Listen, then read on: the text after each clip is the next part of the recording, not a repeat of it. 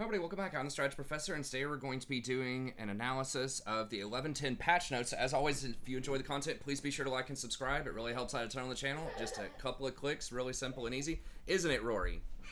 Yeah, it's that easy. You can just giggle and run around.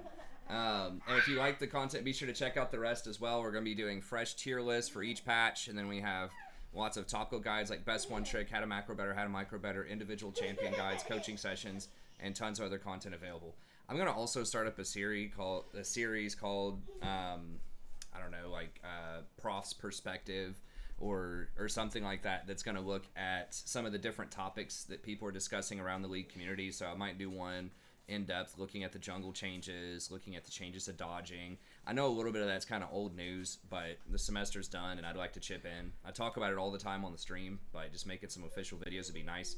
Speaking of which, if you want to catch the stream, it's only on YouTube around 11:30 p.m. Eastern Standard Time every night. Usually goes till 2 or 3 a.m. Eastern Standard Time. Very friendly, chill community. I try to be as interactive as possible, both explaining some of my decisions in the game, analyzing what my teammates are doing, what the enemies are doing, and then also just chatting about whatever random things people want to chat about, whether it's League, Total War, World of Warcraft, or anything philosophical, literary, cultural, you name it, you talk about it on the stream. Well, as long as it's not too controversial. Okay, because we try to keep it light, or at least non-confrontational. I don't know. Anyways, let's get on with the patch notes. Okay, so looking at the champions here, Bard's getting his base damage toned down a little bit. This is probably okay. I mean, you don't see Bard that much overall. It does kind of suck because he's a unique champion, and I like to see him in the meta. He's very fun. He takes a lot of skill to play. But he is still getting the same amount per chime that he picks up, bonus damage. So really, in the first couple of levels, you're definitely going to be able to tell if you try to, trade all in level 2. But beyond that, once you start getting into the mid game, it's really not going to be that much less damage, right? Maybe like 5% less damage. So it's probably all right. That's not the main reason that you're playing him, is his auto attack damage output.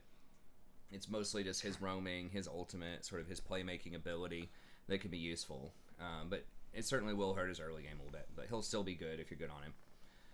Okay, Darius, his Apprehend, which I believe you max the second, is going down to early on just 2 seconds, but when you max it out, so around level 13 or so, then it's 6 seconds longer. So that's much longer between grabs. However, most of his all-ins, you're only using this once anyways, so as long as you're getting in range and grabbing them with the Apprehend, I don't think this is going to make that much of a difference. And because he usually runs Ghost when he's going all in, I don't know. Like, there will be slightly larger windows during the laning phase to punish him if he misses his Apprehend, but it's not going to be that much. It's just like 2 seconds extra, and he gets a lot of ability haste anyways. So I don't think this is going to change how he gets played, especially in like Plat Minus. I think he'll still be very strong in a lot of matchups. And there are so many things that can increase his speed later on that are in the meta right now. Like, you've got Shirelia's is the best enchanter item. A lot of enchanters still aren't getting that. They're still getting Moonstone or, other stuff. But Shirelia's is extremely powerful. And then you've got stuff like Lulu's very popular right now, and she can speed him up. She's really strong. So there are a lot of different things in the meta right now that increase movement speed, and, that will definitely make him a lot harder to kite, regardless of what the cooldown is on Apprehend. Okay, Galio. I don't see this champion that often, but I do think that he is a bit strong. Now, they say they're nerfing him primarily for elite play, which I think is like master challenger level play. His cooldown is going down a little bit. I think you either max this second or first. It might depend. Probably second, especially if it's a mid laner. You want the wave clear off the queue. So, this might start mattering around level 13 in terms of the cooldown, but it also is giving less of your maximum, less of a shield based on your max health. So I think a lot of times he's building AP-ish type of items anyways, like Zanya's, Proto Belt, that type of stuff. So he's not going to have as much max health because he's not building full tank most of the time, so I don't think this is going to matter that much. He still has a lot of the same toolkits, a good AoE taunt. He's got another potential AoE knockup with his E. He has the semi-global pressure with his ult. He has pretty good wave clear with his Q, pretty good damage, pretty good tankiness. He's just overall still going to be quite strong. And he combos together very well with a lot of the engaged champions. Primarily Camille in a side lane because they can't get away from it. That's a classic combo with him. But there are lots of other champs that can get in there and really lock people down and give him time to ult. So I still think he's going to be pretty strong in the right hands. Jinx, best ADC right now at pretty much every level of play. Her armor's going down by 2 in lane, so if you actually do manage to get a hold of her in lane, it's more likely you're going to be able to kill her. That's not an insane amount of extra damage that you can do, but it's okay. So that'll help a little bit, but only in the very, very early game if you all enter like level 2 or something. I still think she's going to be quite good. You got to keep in mind that her base health is much higher than most other AD carries. She gets like 600 base health compared to a lot of other AD carries or like... I don't know, 550, maybe even lower than that, unless they nerf that. I know they toyed around with it. I think they nerfed it and then they buffed it back again, from what I'm remembering.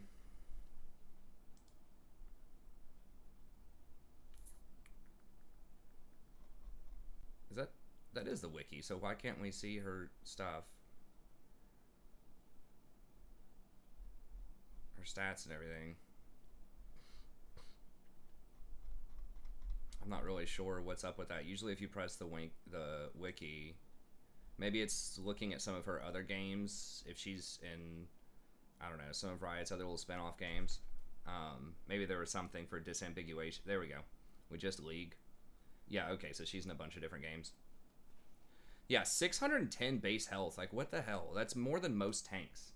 So if they really wanted to make her, like, approachable, you know, take her down to 550. That's what most other AD carries are about 550. So if we look at, like...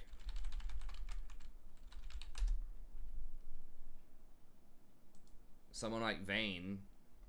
God, is it really that way for every freaking thing? Oh, I guess there's a button right there for it. Guys, League is the only thing people care about. Just make League the front page. Half joking, half not. But make that the main page, and if people want to click on these extra little side things, that's fine. But, yeah, 515 health. Jinx has 100 more health than Vayne does. And I feel like a lot of AD carries are between 500 and 550 health. So giving her 610 is ridiculous. And Vayne also has, like, even lower armor. Vayne has 23 armor. And... 515 health. Jinx has, what, 26 armor? Had 28. Took it down to 26. And 515 health. Like, what's going on? Jinx scales arguably just as much, if not more than Vayne, especially in team fights. Jinx has far longer range, so it's less likely she's going to get hit than Vayne. Jinx has wave clear compared to someone like Vayne. She has other, you know, defensive tools like Chomper, Zap. Like... she's just so much safer, and she scales a similar amount. It's kind of ridiculous that you have that much range and that much, like, just extra raw stats, and you scale that well as Jinx does. So that's just something that a lot of people really overlook, is that her numbers are just kind of stupid, honestly, early on. And obviously later, she's really good, but early on, that's the thing that people overlook, is she just, for some reason, has all of these extra stats that don't make any sense. So yeah, they're not really nerfing that. So she's still going to be number 1, I think. They are nerfing her ability to take dragons and barons, although I will note it is still 1,000. They're still letting her have 1,000 damage on monsters with a rocket, which is more than Smite.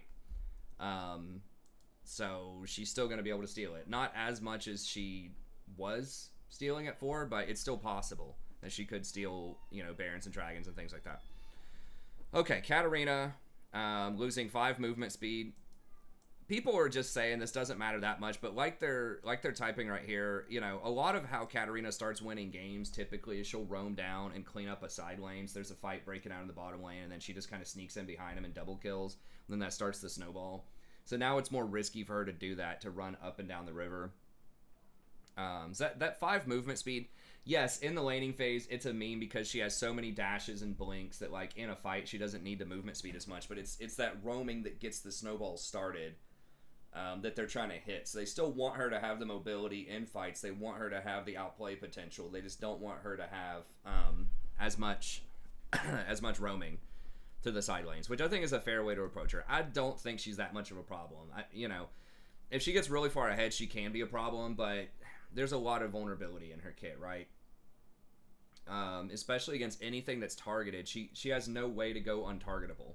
right? She can dash and blink to dodge things, but it's not like Fizz where he can actually go untargetable and avoid certain things, or Echo, you know, who can ult and go untargetable for a moment there and refill half of his health bar and stun people and all that. You know, she has no shields to protect her. She has no CC whatsoever. She has no way to go untargetable. She has pretty low base stats. She has to build full damage most of the time. You can't really get a lot of cute items or you're going to, you know, gimp your damage a lot. So I think she's one of the more, and she's really hard to play. Like, you have to actually execute your combos well and have really good timing and decide when you want to go in and when you need to run, or you're going to get blown up by CC. So I think she's one of the more balanced assassins out there in the game, honestly. If you start thinking about, she has no invisibility. You know, if you're thinking about stuff like Kha'Zix, like the premier assassins historically, Kha'Zix, Zed can also go untargetable. And there's, you know, it's really hard to counterplay Zed when he gets very far ahead. Talon goes invisible. Fizz goes untargetable, as I said before. Like, it just feels like every assassin there is less counterplay to all the other assassins than Katarina. So I'm not exactly sure why they are singling her out. I mean, it says that she's really strong in high-level play, but I don't know. I think she's a cool champion to have in the meta, but hate to see her get nerfed. Okay, Kale. It's not to say she can't be difficult to deal with. She definitely can be if she gets really fed. I just think that there are a lot more tools to make it more difficult for her to get to that point than some of the other assassins. Okay, AP ratio, AP damage ratio on her passive, which is her auto attacks, is 0.25. Okay. Doesn't sound like a lot, but if it's every auto attack, I can't remember the exact like wording of it, but if it's every auto attack pretty much, that's going to be very strong. 50 extra range, the transcendent bonus attack range. I think that's level 11. And then now the fire waves apply Muramana shock. I guess it didn't before, so now you can AoE hit people with the shock. That might be a bait. I don't think she has great AD ratios, but maybe she does. Not really sure. Okay, maybe in some matchups she'll be alright. Kennen, probably not going to matter. A little bit of extra damage on his every 4th auto attack, I think. You know, you're not... in the laning phase, it'll help him. He'll do a little bit more, but I think that he's still probably just going to get run over by a lot of other champions in the top lane. So he's an okay AoE fighter, but I think something like Rumble right now is just going to be stronger than Kennen is. Rumble just has way higher numbers than Kennen does. But Kennen, if you do get ahead and he does get an ult and gets to, you know, sit in the middle of a bunch of people, he can be strong. I just feel like Rumble's just better at doing that type of thing. Rumble doesn't stun, but I think Rumble does more damage and has more tools in his kit in the laning phase. Okay, Lux doing a little bit of extra damage. You know, max rank 20 on the E, which is pretty good. I think this is what you max first as both support and mid. Definitely mid, but probably support also. So it's pretty decent with an extra 0.05% AP ratio. She's all right. I mean, there's not too much to be said. She's really vulnerable to flanks, and just there's so much mobility in the meta right now, and just so many tanks that could be running around. It just feels really hard for her to get ahead. I just think there are better champions if you're trying to go for like poke types of champs. I feel like there are just probably better options most of the time, but there are certain matchups where she can be good bot lane. It's just her mana costs are still really high and her cooldowns are pretty long compared to some of the other champs. You know, mid lane, something like a Zoe, you know, who can put out a ton of poke as well and just has way lower cooldown and just hits consistently way harder a lot later in the game if you're good at hitting those Qs. So I just think something like Zoe in the mid lane, especially at higher level play, is just going to be better. As far as like Xerath and Vel'Koz go, she's probably better than those. I don't know. Xerath can be pretty obnoxious if he gets ahead. So I don't know. She's okay. I just think that like long-range poke champions just aren't really super great in the meta right now because they're so vulnerable to getting flanked, and there's just so many flankers and so many bruisers right now. Okay, Sejuani. What is this? Targeting 250 for all targets. Prioritizes champions within 100. I don't remember. Does this only work on one target with your E? Or is it... I think it's just one target, right? It's not everyone around you. So this is basically if you misclick, if someone's like in a minion wave or something, prioritizes champions within 50 of the cursor, then non-champions within 50, so aka like minions or monsters. Then champions within 350. Then the closest unit to the cursor within 2500. So what, this is like misclick protection, so that in traffic you're pretty much always going to hit a champion. Okay. Do this to Lulu, bro. Do this to Lulu's shield, because that's a lot easier to mess up, I feel like, than Sejuani's E. I don't know. Sure, I don't think it's going to matter that much, maybe, for people that are, you know, just learning her in lower elo brackets or something. That might be pretty good, but she's okay. I think she's actually pretty decent in the meta right now. I don't know what her win rate is, but I think she's the type of champ that's all right now. Talon, I never see this guy. In general, I'm not a fan of Talon, though. I think there's just not a lot of counterplay to his kit, and he's just super obnoxious if he gets fed, unlike Katarina that I mentioned before. It's because he can jump over walls, he can go invisible to get around stuff on a low cooldown. It just feels like it's a lot harder to interact with him. So, okay, sure. I don't necessarily think that he needs a nerf, because you know, it says it's at higher levels of play. I mean, you never see him in pro. He's got like this sweet spot, I guess, of one tricks and masters and challenger that are maybe good on him, but he has no pro presence, and I feel like he almost never gets played in like low diamond and lower. Pretty good one trick though, most of the time. Okay, Thresh is losing 30 health. That is massive, because Thresh loves to all-in level 2. Just think of the logic here, right? Thresh has 80 less health than Jinx does now. The all-in, engage, supposed to be kind of tanky champion support that has like 450 range on his auto attacks or something, has 80 less health than like the 650 range Jinx slinging rockets from the back line. Anyways, I don't play Thresh that much these days. I like playing Thresh. He's fun. Frankly, I'm just not as good on him as I am on some other champions. But I like Thresh being in the meta just because he's the most interesting support of all time, I think. Sorry, Rakan. Actually, I don't know. Rakan's pretty damn cool, too. They're close. We'll call him a tie. Certainly up there, right? Like, who are the really interesting supports with high skill cap, you know, lots of different choices to make, lots of different modes on all of their abilities and things like that, right? It's like a handful of champions, and he's one of them. It's like you got Thresh, Bard, Rakan, and, you know, there are some other ones that could be debatable, I guess, but those are kind of the big three, right? And they're nerfing 2 of those on this patch. As a Rakan player, I'm cool with that, you know, as far as win rates go, but I just think from game design and from just player enjoyment, I don't think he needed to be nerfed again. His win rate's not that high. It's not bad, but it's not like, oh my god, we need to knock off 30 health off of this champion that really, really needs the health early game. His armor is already garbage. If you guys didn't know this, he has some of the lowest base armor in the game because he has to get armor off of his souls.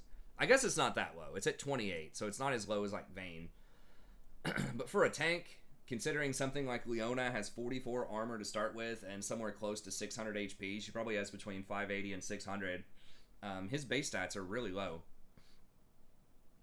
So, yeah, I don't think it's worth it. And I mean, his win rate is what, like 52% right now. He's getting played some in pro.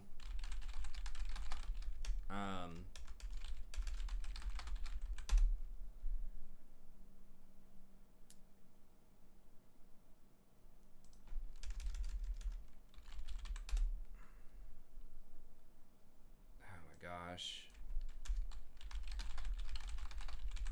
Sorry, I'm trying to get this one website. Google just does not like pulling it up, even though it's clearly the most optimal search for what I just typed. Yeah, so this is a great website that I look at when I do some of my tier lists and things like that, just to get a sense of like what's going on in the pro scene. It keeps all these nice stats for you. So, I mean, he does have a high win rate in this tournament. I guess he's 6-1. So that is good, but his presence is still like not that high. It's okay. I don't know. I mean, being 6-1 is that is impressive. I don't know. Maybe they did need to nerf him a little bit. In solo queue, though, you know, it's like 52%. Same thing. Like Bard's almost 53. It's like, I guess. I mean, he's just such a cool champ. I just really don't want to see them nerf him, just because he's fun to watch. He's fun for a lot of people to play. He's the most beloved support of all time, and he's actually pretty balanced most of the time. Like, there's a huge difference between a good Thresh and a bad Thresh, and I think that is what a lot of people like. Pros love him. He's a real like support, you know. But anyways, okay, so they're nerfing him. This is going to hurt him quite a bit in a lot of matchups in the early game. He still has a ton of his utility, but his all-in against, you know, some of these other champs is Leona, Rel, a lot of stuff, and especially the AP champs. People don't play those a lot, but like the Zyra especially just dumpsters him early, and Brand is pretty good too against him. So, you know, like especially at gold minus. But anyways, okay, sure. All right, Yuumi, she's getting 10 extra base damage, but empowered, which your shots are almost always empowered, is going to be 15 extra at all ranks. This is actually quite a bit of extra trading damage early on if you consistently hit your Qs. They do have a fairly long cooldown, but when you combine that, if you want to take Scorch, you take Scorch with that, and then you have Airy. Like, that's a pretty good hit early. I mean, you're talking of hitting somebody for like 100 at level 1 with this, which is pretty good once you add everything up. Okay, I think Yuumi's pretty undercover. I've actually played a pretty good chunk of Yuumi over the last few days, and I think she's really, really underrated right now because a lot of people aren't playing a lot of the hard engaged supports, not to the same extent they were in the past. Right, so if you look at pick rates here, like, yes, there are still some. Maybe I've just gotten lucky not playing against them. But you still do have Thresh there. You have, like, Leona and Alistar. I guess Nautilus is in there, too. But, you know, there's more and more people playing Lulu. I'm seeing Senna everywhere because of Pro, I guess. I think Yuumi just absolutely dumpsters Senna. But she works really well with a lot of these hard carry champions. So, like, Jinx especially is super strong. And just some of these other like carry champions in other lanes is very good. You know, Yuumi on Darius, for example, that they mentioned earlier, Hecarim, any of these bruiser, you know, fighter type of champs. She's so good later, and it's very hard to punish her with a lot of champs during the laning phase. Like, if she can just get out of the lane and go fairly even, then she's pretty strong. So like her win rate doesn't look phenomenal here, but it's kind of like she's hard to play. I know that's sort of a meme that you just like AFK and sit on somebody, but some of the choices are kind of tough. Like when you jump off to land that auto attack to get your mana back versus when you jump back on is really difficult in a lot of fights, honestly, because if you jump off at the wrong time and you get CC'd, you're dead, and if you don't get that auto attack in there, you're going to run out of mana after like 3 spells. And it's a very big shield, right? It's like a 400 shield. So if you can just pick your time to jump off, auto attack, and then reattach to somebody, that's a big, big shield. That's like getting another free heal. But it's just choosing that moment correctly can be difficult. You really have to understand and like be paying attention to the cooldowns of everybody. And then also just trying to be safe with her is really hard. You know, you got to abandon your teammate, right? If your teammate's doing something stupid, you got to jump off with W and book it. Right, faster than a lot of other champs because she's so slow. You don't get boots on her, and so you just got to kind of waddle away. So it's really dangerous. You can get baited very, very easily into bad situations, and it's really hard for her to ward. Like, you can't go ward by yourself very easily because if anyone catches you, you're dead. Right, you have no escapes. You're really slow. You're gonna die, or you're gonna have to buy like some kind of boots, which defeats the whole purpose of playing Yuumi, which is that you don't need boots and you basically get 950 free gold by not having to buy Ionian boots, and then that helps accelerate your first, second, and third items in the games.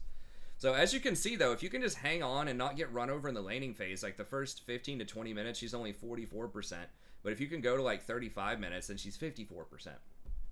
So she is very good, and I think that a lot of people are sleeping on Shirelia's. I'll talk about Yuumi a lot more in my support tier list, so stay tuned for that. But I think she's very, very underrated with Shirelia's. This is so good because it helps your team get out of those situations, because if your teammate's doing something stupid and they die, you're dying too most of the time. So this saves both you and your teammates. And it gives you a semi-engage. You know, like you already have your ult, which is pretty good. But if you can just throw this, throw a Shirelia's on, activate it. You can activate it while you're attached too. you activate it on like Darius or Hecarim or whatever, like it just gives you so much extra power. And I just find that like Moonstone is just really underwhelming. They did buff it last patch, but unless the fight is going super long and you're really just able to jump around constantly, and the fight's going like 5 or 10 seconds, maybe you're against 2 or 3 tanks, like situationally I think it can still be good. But so much of the meta right now is just YOLO Q, you know, just running around, skirmishing, trying to, you know, find people that are out of position and just run them down and kill them. And the fights are usually very fast, at least at lower elo brackets. Someone gets caught and they die, right? And I think Shirelia just matches that playstyle a lot more. So yeah, I think that she's actually pretty good. I would go as far to put her in S tier right now. I think she's that good, even though her win rate's not super strong. I just think there are so many different champs that she's good with right now, and the Shirelia's technology that a lot of people haven't caught up to is very, very good on her. And even the Staff of Flowing Water is pretty good, because it ends up giving people. I mean, the movement speed was very good. The movement speed is very good, but getting the extra cooldown reduction is pretty nice too on a lot of champs, depending on the situation. So, anyways, Yuumi, strong champ. This is going to help her out in the early game. Zyra, the Vine Lasher slow is 30%, so that's going to help a little bit. And then the Rampant Growth, that's actually pretty nice, 2 seconds on Rampant Growth. But Zyra's main problem, like she's very good in the laning phase at harassing people and getting big advantages, but she's really bad at getting flanked, and she's really bad at rotations later on in the game. She has great vision, but if you get caught out, you're probably going to die. And she doesn't have a really reliable engage, right? Like, if you hide in a bush and someone walks into the bush, yes, you can blow them up, and that's great. But it's tough to count on that. Also, her items are just really expensive. And this is the same thing with a lot of AP champs that I say all the time on stream.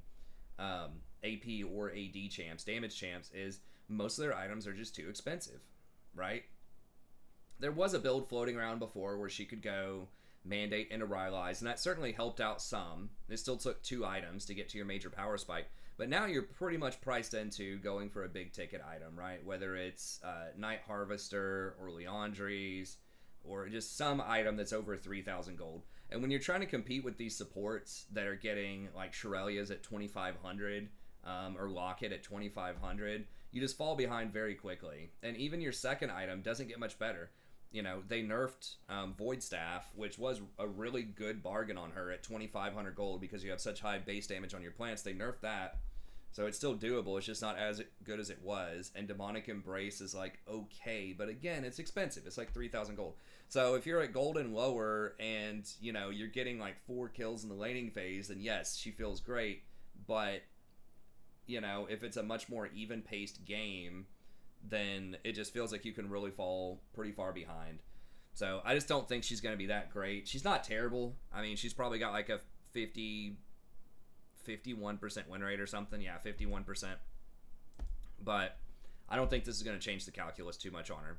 If they knocked it down another 2%, or if this gave you ability haste like it used to if you put points in W, that would be something much more impactful. But right now, it's not going to be that great. Okay, Abyssal Mass. This is actually pretty huge. This is a very, very big deal. And I don't know if a lot of people are going to talk about this or not, but they're giving this is already borderline playable. It's just that other stuff is better in most situations. This item's just a little expensive for what it is right now. It's like 2,700 gold, right? Versus Zeke's is like 2,400. And, you know, Knight's Vow, which no one gets anyways, is also like 2,400. I mean, most games are over by the time you get Locket, Zeke's, and a bunch of control wards. It's probably going to be over for a lot of tanks. So they aren't lowering the cost, but they're increasing the power quite a bit. So now it gives everyone 15% extra damage. This is huge, especially on something like Tank Maokai. I guess everybody's kind of going Thornmail as well as like a second or a third item on tanks these days. But like that's really, really good, especially against a lot of AP champions. 50 extra health, which is the equivalent of like 100-something gold value, and then 15% extra damage. Especially if you're playing a champion that can like CC an entire team very easily, like Maokai's ultimate. I think this can be pretty good. On Rakan, probably not. You should be able to position yourself where this isn't going to matter. I mean, it could if they have a lot of AP that you can't really avoid, or it's going to be difficult to avoid, maybe. So if you're against something like a Syndra or Vhagar, or they just have a lot of CC and a lot of AP damage, maybe you could get this. But Maokai is a definite, like, tank Maokai is a definite winner in the right situation with this. And there are probably a couple other ones. You know, Leona is probably pretty good with this. Maybe Thresh.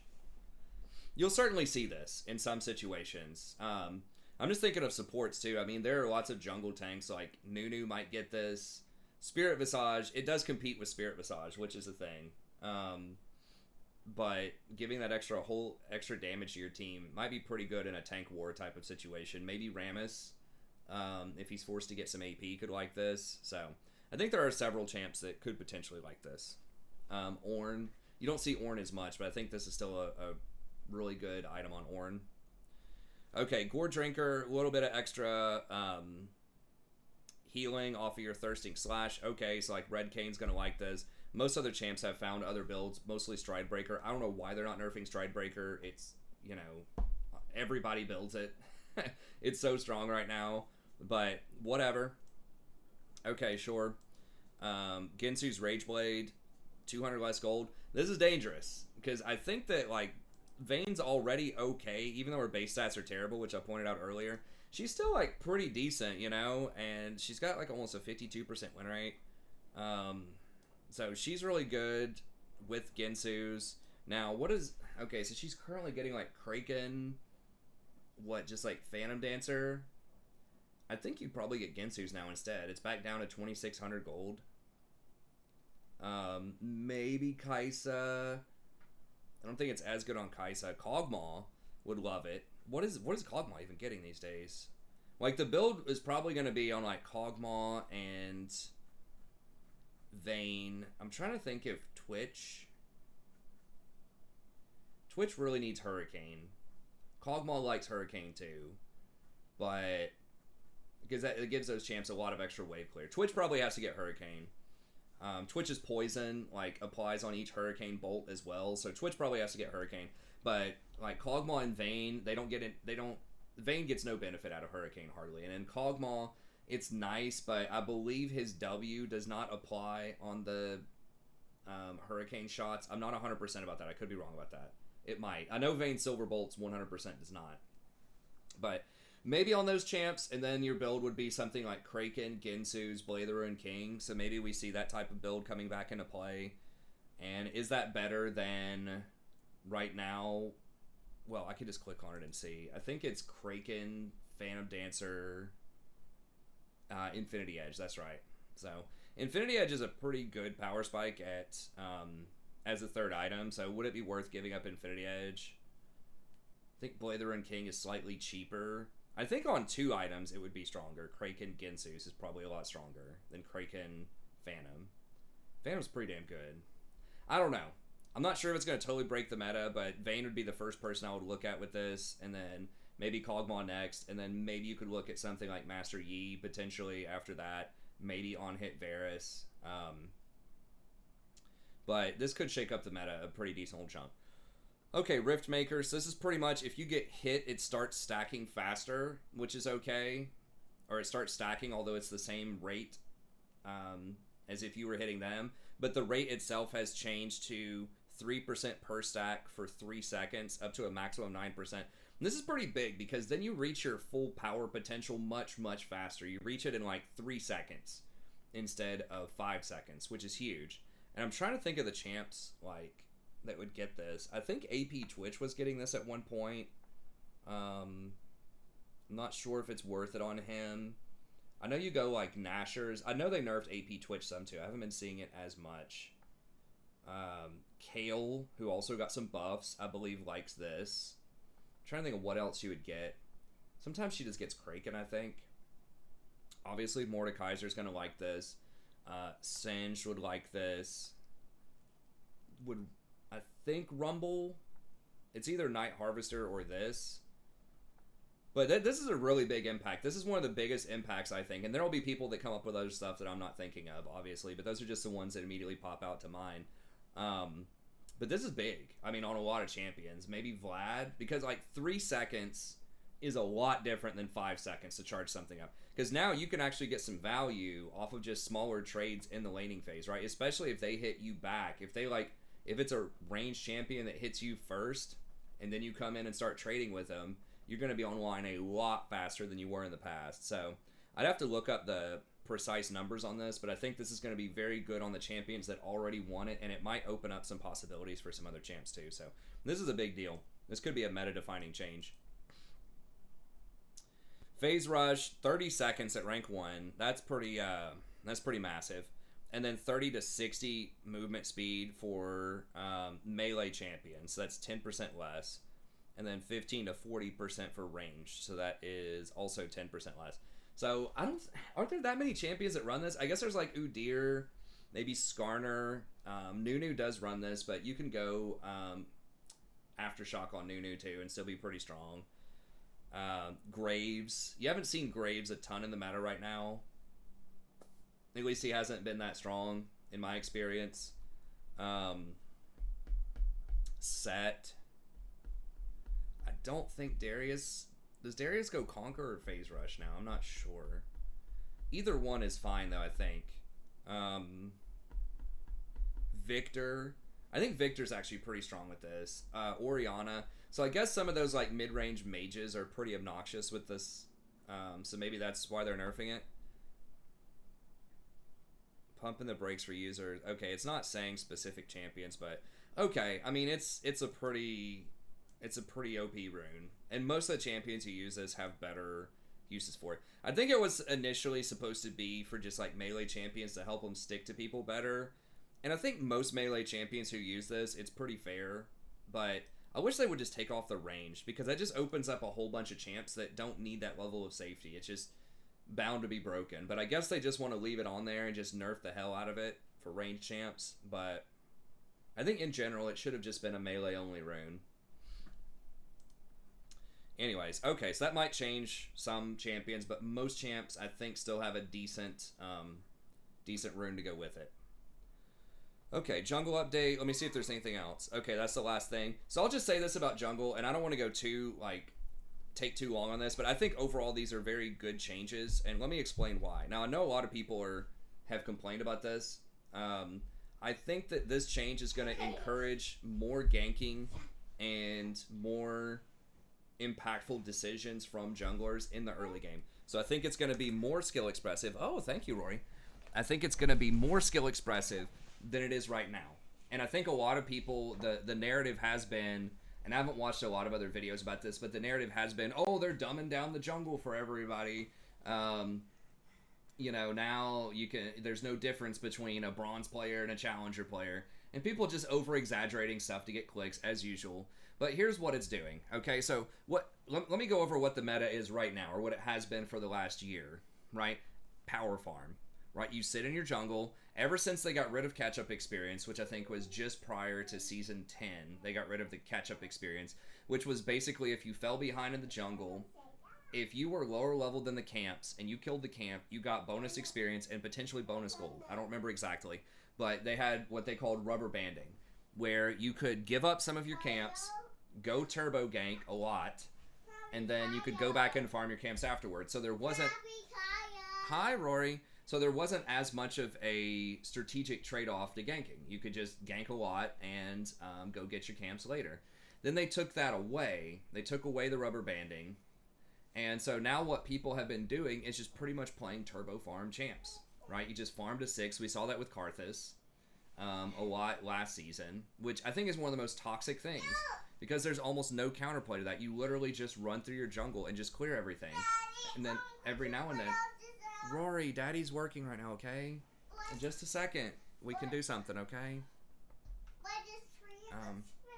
Okay, we'll fix it in just a little bit. Here, you want to watch some cartoons for a second?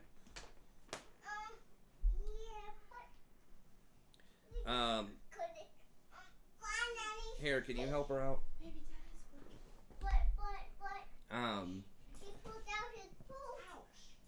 So, anyways, so that's what it has been for the last little bit is... What?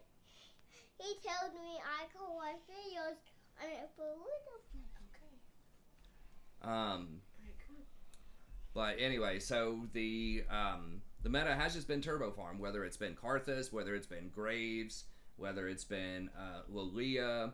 You know, these champs can gank some in the early game, but the number one thing is just turbo farm your jungle as fast as possible and just play something that scales really well into the late game, and that's basically it. We're seeing that also with Udyr and Skarner, right? Where you just run around and farm everything, and these junglers have had more CS than like the mid laner and the top laner overall, and usually they're of a similar level or even a higher level, especially at lower level brackets, right, where the jungler can run up and take some of the farm out of lanes if the laner dies or whatever. So that has led to, in my opinion, a very toxic style of jungling where they're just as strong as solo laners, but there's not the risk of the solo laners, right? If you're a solo laner, you have to learn how to take trades with the enemy solo laner. You have to learn sort of different ranges and different thresholds, when you can fight, when you shouldn't fight. You have to actually be able to last hit, which isn't as easy as it sounds when you're under pressure in the laning phase. Versus jungle, you just walk up and hit the camps, and it just, you know, rains gold on you most of the time. So if anything, this is going to be more skillful, because what it has been the entire last year and a half is just smash your hands on the keyboard and kill the camps over and over again with no risk, no trade-off most of the time. Now, there have been some junglers and some metas where that's changed a little bit, right? Like Graves would invade from time to time. You know, that happens. But for the most part, the narrative has been just power farm as jungler, gank if you see a really good opportunity, and then you're basically going to be guaranteed just as much gold and experience as the solo laners most of the time, but without the risk. And you have more power because you can choose where to go, which lanes to influence. So you have supreme roaming, and you have supreme gold and supreme levels compared to other roles. So, like, what the hell? Like, there's no trade-off. That's just ridiculously strong. Now, yes, if you get invaded and killed, you can fall behind, and that, you know, can be a problem because the enemy jungler is really OP as well, and now they're going to be more OP than you are. So, I think in general, a lot of these junglers are mad because their power level is going down, and it should. I think anyone who's not a jungler is going to say the power level should go down. They should not be on par with the solo laners because, in my opinion, it is harder from a mechanical perspective to be a solo laner because you have to trade, you have to actually last hit. Now, junglers do have to make decisions. That's where the skill of jungle should be, in my opinion, is when do you gank, when do you go for an objective, when do you farm, what are some specific timings that are important. Like, all of that is where jungler's skills should shine. When do you invade? All of that is what the jungler's skills should be. And it's just not for the last year. Like, there's some of that, but you're naturally strong. You have a really high floor. It's hard to be bad at the jungle if you just power farm everything and you play something that scales really well. You can do it, right? You can miss smites on Baron and Dragon and stuff like that, but I would argue it's been easier in the last year to be a jungler than it was in the previous year because all you had to do was power farm. So now what they're doing is they're making it even more skill expressive, and they're emphasizing the decisions that you make. Okay? And I think that's good and healthy for the game. So now, if you're a really good jungler, and you're pissed about this, like Tarzan, I think, tweeted, I'm sure all junglers are complaining about it, because their power level is not guaranteed. They don't have that floor. They don't have that safety net. You have to actually make really good decisions. I'm not saying these junglers can't, but I'm saying that the argument that it's not as skill expressive, that it's just brain dead, is wrong. In my estimation, I think it's more skill expressive because you're not guaranteed the power. You have to go get it through successful ganks. So let's look at these changes here. Camp respawn timer, 2:15.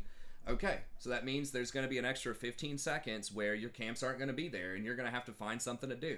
You can't just loop it and, just go clear all of your camps, gank a lane, reset, go clear all your camps, gank a lane, reset. Now you're going to have more time to try to decide, okay, should I re-gank this lane? Should I camp the lane a little bit? Do I have time to go get Rift Herald now or set up for Dragon or maybe invade and see if one of their camps are up? Like, you've got more choices because now there's a longer respawn time. And if you fall behind on your camps, right, if you don't farm them exactly on cooldown, there is going to be some catch-up experience. So that's what this is right here. Now, they're calling this comeback mechanics, but I call this extra decision time, right? So this is like how it was before, where you're going to see a lot more ganking. When the jungler is at least 2 levels below the average level of all players, they get increased XP from large monsters. The camps grant 50 more XP per level. So I guess 2 levels below is the average level of all players in the game, though. I'd have to see this in action. They had previewed this as being just if you were lower. So maybe they're not trying to make it full-on rubber band, where if you're lower by 1 level, they're trying to make it 2 levels. So you have more time on the camps, but you have to be 2 levels down. So if the mid lane and top lane get to be a higher level, maybe.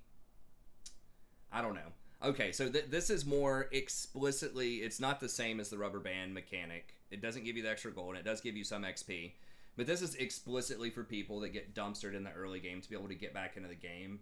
And honestly, I think that's probably okay. You know, they might say, oh, well, if you invade and just hard, you know, beat someone out of the game, there's no way they can get back in. Maybe. I mean, sometimes people just get unlucky, right? And I don't think that just early on, right, if, you know, so I don't know. Like, it does take away some of the reward from, like, a crazy level 1 where you invade at, like, pro-level play. But I think it's going to make for more interesting games where games aren't decided in the first 5 minutes where your jungler dies twice to an invade. And I think ultimately that's good for the game. I think having closer games, you should still be able to get an advantage, and you will if you succeed as a jungler. But I don't think it should completely knock the enemy player out of the game, because that isn't how it is in any other role. There are lots of catch-up mechanics in other roles as well. So why is the jungle supposed to be this sacred place of if you fall behind, you're worthless? So it's not as much of the rubber band as I thought it was, because they changed it from the from what they previewed. But overall, I think that's probably okay, just because that's more congruent with other lanes and other power spikes. So they are more like, so a higher smite early that heals you for more. I think that's fine. Now, people are saying that this is for noobs, right? Like, and if it is, who gives a shit, right? Like, if you're a challenger, who cares if bronze players and silver players have an easier time in the jungle? That's good. The vast majority of your player base is bronze and silver. And, you know, challengers need to realize this. People belittle silver players and bronze players all the time. I said I wasn't going to go on, but here I am. I'm going to end up doing like a 20-minute rant on this. But they watch your stream, right? If you're complaining that this is a change for idiots or something, which some people are saying, so if you're Dom, you know, I Will Dominate, or Tarzan, or whoever else is up there, you need to realize a lot of people watching your stream are bronze and silver players. So first of all, belittling them, probably not good. But second of all, you want them to jungle. Because if they want to jungle, if they don't think it's a garbage role, if they don't think it's no fun, then they will be more willing to watch your stream because they're trying to learn how to jungle, right? So if this increases the amount of people that want to play jungle by 5%, probably not that high, that could be 5% more viewers for those streamers. I think people don't think on that level, right? You want people interested in your role. If you're a streamer in that role, you want people to come watch you. I think. I mean, if your goal is growing your channel and building a large community, you know, it just doesn't make, it's just like people are just shooting themselves in the foot. They just don't think about what they say sometimes. And I mean, I guess it could be like no filter or whatever, but I think they're going the other direction. They're being too hardcore, too negative about a lot of this stuff. So that's my theory. I mean, who knows? Maybe people will watch it more if you're more negative about it. Even if they don't want to play the role because they think it sucks. Who knows? But to me, it seems problematic to some extent in terms of the messaging here. But even just from like a keep it real perspective, I don't think this is going to matter for like challengers and pro players. It's just going to make it a little nicer for bronze and silver players. And this could even open up some more creative jungle picks. Because right now, the jungle is... okay, thank you, Rory. Are you going to go lay down with mommy now for a little bit? Okay, daddy will be in there in a little bit, okay? Okay, I'll come in a little bit and read a book. You know, and you come in Tuesday. But who knows? Maybe it'll open some stuff up, because a lot of the top meta is determined by how fast you clear and how healthy are you on your clear. If you come out of your clear at 1/3 health, you're just not going to be able to play that jungler. So now you might see some more creative stuff. Maybe you see that Zed jungle they've been trying to push for a while, right? Or maybe some other squishy assassin type of jungler is going to be, viable now because the smite's going to be stronger early on. So I don't think this is necessarily, they're just trying to help, idiots out in the jungle. There might be some trying to help lower skilled novice players in the jungle. There's some of that, but it could open up the meta as well, even at higher elo, because now, the jungle may not be dictated as much about who has the sustain and who has, the clear speed. Like Morgana. Right now, they gave her a couple extra buffs to her sustain, and she had really good clear, and now she's the meta. Now, whether you like that or not, Morgana and Diana are success stories in terms of diversifying the meta a little bit. So this could happen that way as well and bring something fresh, right? So it's not just Udyr and Skarner again for 6 months. Or Udyr and Hecarim again for 6 months. Okay, survivability. Omni Vamp on jungle items is down, so that does favor champs who have their own built-in sustain, but the smite heal is up a little bit. Okay. Jungle camps are doing a little bit less damage, so helping sustain. And then you're getting more gold off your camps. So they aren't even nerfing the gold in the camps, right? Like, it's spawning later, a little bit later every time, so that gives you more time to go gank and have more interaction, but you're not even losing the gold off of that. They aren't changing the XP, though. I don't think, right? So you're going to be a little bit lower in levels than if you just straight hard power farmed, but you're still going to get a similar amount of gold. And if you get dumpstered early on, then you're going to have some catch-up mechanics, just like every other role has some kind of catch-up mechanics. So I think that's okay. So I think this is good overall. So what are the goals? It's to open it up, to allow more people to play it at lower elo, to diversify the top end, allow more champions to enter into the meta and compete with other popular champions, to give some comeback mechanics so the game's not decided at 5 minutes by, a couple of smurfs that are duo queued and invade you at level 1 or whatever. So I don't understand. Like, this is all good. This is all good, in my mind. It's like the only thing I could see is like if you're, once again, like #1 jungler in your region or something like that, and you only win games by dumpstering people, like by hard invading them at level 3 or something and killing them multiple times. Like, okay, but it's just gonna take. You can't just win the game in 5 minutes. You have to consistently beat them and still gain advantages and close out the game. So I think it's going to take even more skill now than it did before. And that's good practice if you want to go pro or you really want to challenge yourself. Most pro games are not decided in the first 5 minutes. There are a couple, but that's the solo queue special, right? That's just basically stomping auto-filled noobs most of the time if you're in Challenger, if that happens. And I don't know. It's like, quit being scared. Like, yeah, they get back into the game if you screw up and don't close the game out. I just don't like that argument where it's like, well, if you get a major advantage, there's no other way. Like, the game should just end in 5 minutes. It's like, I mean, they've tried that before in League, but I think League is a better game now that they have catch-up mechanics because games are closer. They're not decided at the 5 and 10 minutes. Yes, teams should have an advantage if they get ahead early, but if you screw up, if you have bad macro, if you start yellow queuing, you can lose. And I think that's something that's really fun and cool about League is that it balances out the snowball that's built into the game, right? Where you get stronger and stronger as you get more and more items. So if there are no comeback mechanics, then the game is just decided early on, right? Which is different from traditional sports like basketball, right? Because everyone is the same. You don't get bonus equipment, when you're playing basketball because you're up 10 points. So you can make these comebacks into the game, even if you're down a lot. And those are some of the most exciting things in sports.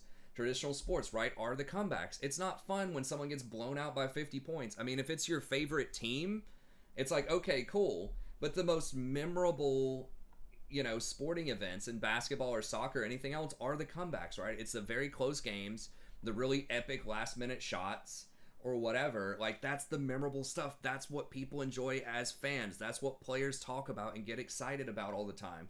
right? And if you don't have comeback mechanics, that doesn't happen, right?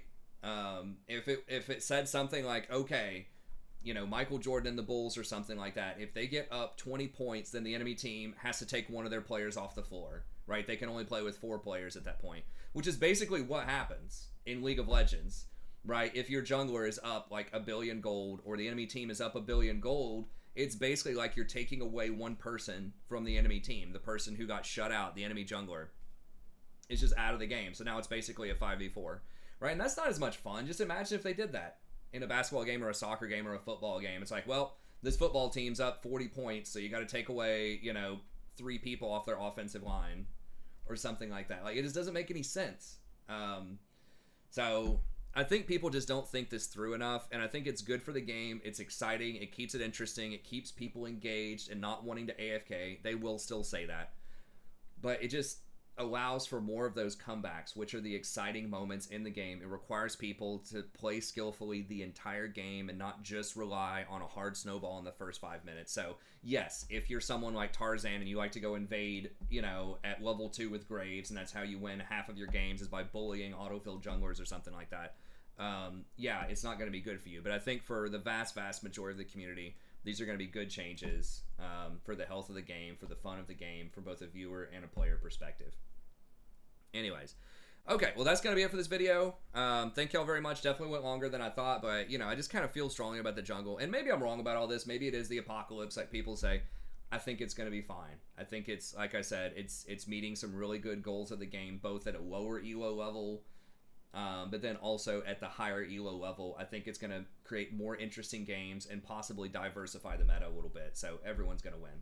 So just to recap really quick, what do I think are the most important ones? Obviously jungle. And I think the jungle, by the way, is going to lead to a lot more early game gankers, potentially. So you might see the Lee Sin and the Xin Zhaos and things like that come back out, because they've really been pretty far out of the meta for a while. But you'll probably see the usual suspects still be pretty strong. Bar, like, a lot of these probably aren't going to matter as much. Jinx is still going to be very strong.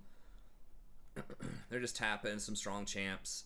Thresh could be pretty meaningful. I mean, he might lose a percentage or 2 off of that. Yuumi is already pretty strong, but this is a nice little buff to her, so that could help out. Abyssal Mask, you know, on some tanks actually could be very, very big deal against certain types of team comps. Gensu's potentially very strong on Vayne, Cog Bomb. Riftmaker, probably the best item. There's going to be things I didn't even think of where this could be good. Maybe like AP Twitch becomes more viable with this again. And then, of course, you've got your Rumbles, your Vlads, your Mordekaisers. Very, very strong change. I think that's going to be really good for diversifying the meta. Phase Rush, toxic, especially on a lot of the, I believe, like mages, like I said, like the Oris, Syndras, Victors, things like that. I think we're just a little too strong with Phase Rush. They should just take away the range portion. I believe that would fix it. There aren't that many melees that are super problematic with this outside of maybe Udyr, but they've already nerfed him a ton. Okay, that's going to be it. Thank y'all very much. I should have the support tier list ready for you by tomorrow, so stay tuned for that. And then I'm going to release some tier lists for the other roles as well. I finally got a little bit of extra time now that the school semester is over, so I'm going to try to bring you a lot more content, at least 1 video a day, maybe more than 1 on some days, so stay tuned for that. But anyways, that's going to be it. Have a good day, and we'll see you next time.